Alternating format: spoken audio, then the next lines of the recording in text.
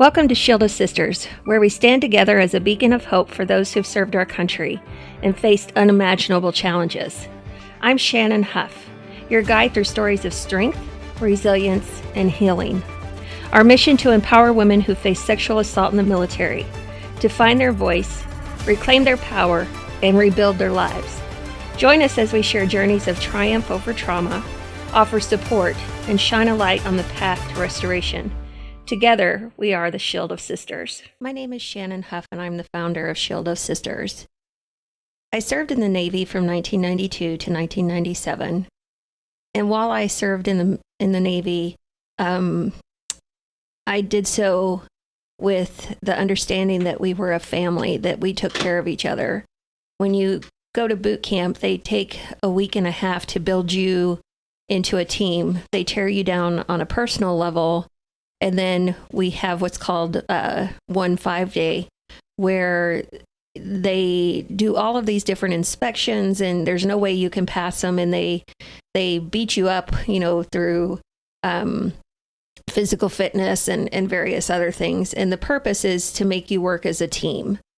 And so they drill into you constantly. This is your battle buddy. This is your team. We say the term, we've got your six. And little did I know that one of the worst betrayals of my life would come from that team. I got to my first duty station. I was 18 years old, very naive. I grew up in a very Christian home, a Christian school, and started dating, because that's what you do at 18. And I was asked out by an E6. I don't think I knew his rank. I don't remember. And he kept pressuring me to go out with him, so I did. And while we were out on dates, he kept pressuring me to have a sexual relationship. And I kept telling him, I'm not ready, I don't do this. And he started using his rank in my security clearance. I had a really high security clearance. And so he assaulted me numerous times, over and over and over again, constantly using his rank and using coercion.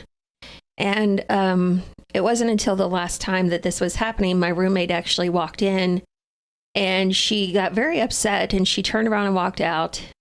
And about 20 minutes later, a military police chief, came to my barracks room and took me out of the room and took me over to his office. And my chief was standing there, and I was like, oh my gosh, I'm in so much trouble. And they told me the only reason this person was on our base was because he had HIV. And that I had to go to the hospital and get all these tests, and that I was probably going to contract HIV. And I was terrified. I didn't have anyone there with me. Can't call home and tell your mom something like that. And so I went to the hospital, and I was tested, and it was just such a cruel process. And I just remember thinking, I deserve to die right now. I don't want to live. And I kept going back to the hospital, getting tested, because I was terrified. And to this day, I'm terrified of needles now. I just freak out when I have to have anything done with needles. But just the betrayal of being coerced into a relationship, not being told that the person was sick with a virus that could kill me, and not knowing who to turn to, was one of the most traumatic things I've ever experienced in my life, even to this day. And I kept being told by my command I couldn't go to counseling because of my clearance. So I just sucked it up. I just drove on. And I kind of did that for the next 30 years. He actually did go to jail for 6 months, because apparently he was also married, which was something I didn't know. And so he got 6 months for an affair, because under the UCMJ, we all know that that's a big no-no. You don't have affairs. So he got 6 months. No time for possible attempted murder, because he knew he had HIV. Not for rape. On the civilian side, you get quite a few years for that. In the military, it just kind of depends. And that's something we're definitely going to discuss during our podcast and throughout all of the episodes, is why the military doesn't punish more on like the civilian side. But over the past 30 years, I've turned to alcohol. I've turned to shopping, to the point where I've put us almost in bankruptcy a couple times. I've tried suicide 3 times. I've done a lot of things. And on the outside, I was great. I'd been a mayor, been a congressional staffer, I've been a lobbyist.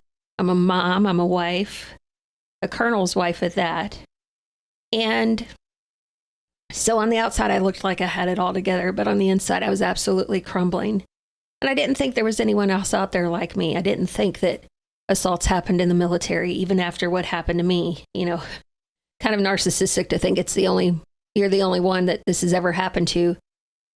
But while I was working for the congressman, I had 4 different ladies come to me asking for help because they had experienced military sexual trauma, which you'll come to find out over through the episodes. I hate that term.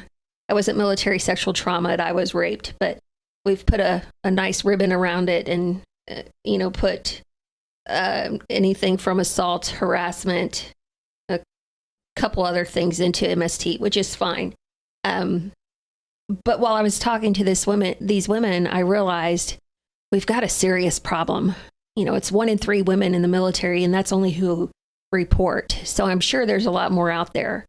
In Wisconsin alone, there's over 9,300 women who have reported and have actually filed claims with the VA for disability. So I started talking to a friend, and I told him my story, and I said, Paul, I've got to do something. I want to start a nonprofit. I want to help these women. I want to find restoration. I want to thrive. I don't want to just survive. I'm just surviving, and I'm not even doing a very good job at that. So we decided to create Shield of Sisters. I went through a retreat with Paul. He wrote a program that he's used for many years. And during the retreat, Paul told me a story about a pilot who was in a helicopter, and they were getting ready to take out a high visible enemy in Afghanistan. And as they're all in the plane, in the helicopter, they're circling and circling this field after they'd taken out their high profile. And the pilot just couldn't leave. He just kept circling and circling. And they're all like, guy, come on, we got to go. We're almost out of gas. And he kept circling. And finally, one of the other soldiers on the plane said, we did our job. We got here. We did what we were supposed to do. You can go now. And those 3 words changed my life. I don't have to sit here in my trauma. I can choose each day to put the weight of my trauma down, which we talk a lot about in our retreats. And I can go now. I don't have to sit in this. I don't have to survive. I can thrive. And through all of that, I decided I wanted to really push this across the nation and help other sisters. Because there's nothing so lonely as the betrayal by your family, by your battles, and the betrayal of the command not following up and taking care of you, the betrayal of just everything the military stands for. We hear a lot of stories like about Vanessa in Texas, who was actually killed, and other soldiers who have been killed because they were going to report their assault or their chain of command not taking care of them. And the ladies are actually the ones that are discharged and not the ones who are assaulting them. There's so many things that are done wrong that we've gotten to a point where we have to have groups like Shield of Sisters to help fix this, to push Congress, to push the policy leaders, to push the Pentagon to say, we are not going to tolerate this anymore. And even if today there was never another military sexual trauma episode, there's thousands and thousands of women who have been assaulted who've never gotten help, or who've gotten help but still haven't put the weight of the trauma down. And now we're starting to see more of our brothers come into this as well. So, we look at our children and go, military families are our biggest recruiters. We're legacy. I'm a military brat. My parents were military brats. I raised military brats. And I didn't want my kids to join because I didn't ever want to look at them and say, I'm so sorry you've had this betrayal.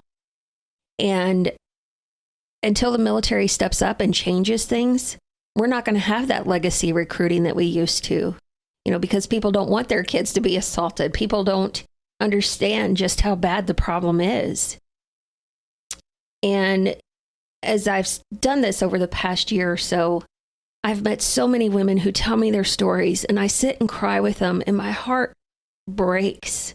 I carry a lot of their burden with me. But I do it because I know that there's a different way to find restoration and live your life and thrive and share it with other women and, find a journey that is just amazing and find that bond in those battles again in our sisters and eventually we'll get to our brothers. But right now there's so many women that need our help. And it's exciting to be here. It's exciting to start this podcast. It's exciting to do our retreats. We're going to do a conference here in January. It's so exciting just to be part of something that 2 years ago, I couldn't even tell someone what had happened to me. So we're sitting here today and I'm thinking, I'm getting ready to have all these different women I'm going to talk to on a podcast. I'm getting ready to share my story with whoever listens to this. And it's hard. My mom is going to hear this for the first time. My sisters, my family might hear this for the first time. And I think used to there would have been shame. But there's no shame in this because we did not deserve what happened to us. What we deserve is for people like me and our board of directors and the other sisters who've already come to the retreat to stand up and say, no more. No more of this. You can go now. We don't have to sit in our trauma. We're going to hold the military and legislative bodies accountable. And we're going to say, we are here. We're going to be silent no more. And we're going to make a lot of noise.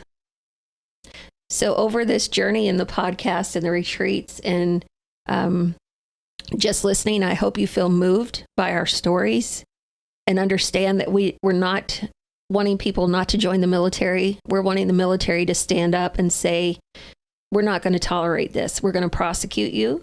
We're going to help whoever is a victim. We're going to get them the help that they need. So there's no question that they're going to be okay. We're going to push for policy changes. We're going to push for more retreats and push to move across the nation. But we can't do that without your help, without sharing our message. Be it just share our podcast, be it sending in a donation, be it whatever you feel moved to do. We can't help end these stories without everyone. They always say the squeaky wheel makes changes, and that's what we're doing. We're going to be that squeaky wheel right now. But my biggest mission is to help my sisters and ensure they know that they are worthy. Subscribe now and join our community of survivors, advocates, and that they can live a very long, healthy, happy life and put the weight of their trauma down.